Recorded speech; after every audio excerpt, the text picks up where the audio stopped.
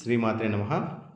ఈరోజు హస్తరేఖ శాస్త్ర ప్రకారంగా ఒక మంచి అదృష్టవంతులైనటువంటి ఒక వ్యక్తి యొక్క జాతకాన్ని మనము పరిశీలిద్దాము.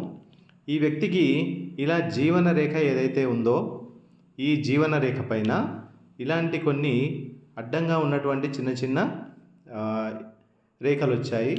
అయితే ఇది కొంత ఇబ్బందిని కలిగించేటటువంటి పరిస్థితి ఉంది.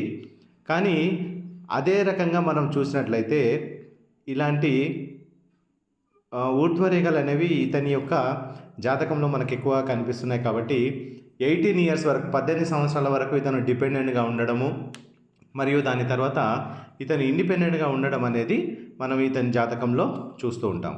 అలాగే ఇక్కడ చేతి పైన మనకి ఇట్లా ట్రయాంగిల్, దీనిపైన ఇంకొక ట్రయాంగిల్ మనకి ఇట్లా రావడం అనేది ఇతను 35 ఇయర్స్ వరకు కొంత ఇబ్బందులు కలిగి ఉన్నా కూడా 35 ఇయర్స్ తర్వాత ఇతనికి మంచి అదృష్టం అనేది కలుగుతుంది.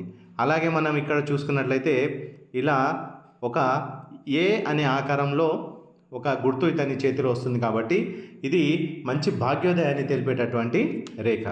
అలాగే ఇక్కడ హృదయ రేఖకి దీని మధ్యలో చూసుకున్నట్లయితే మనకు ఒక చతురస్రం లాంటి నిర్మాణం వస్తుంది.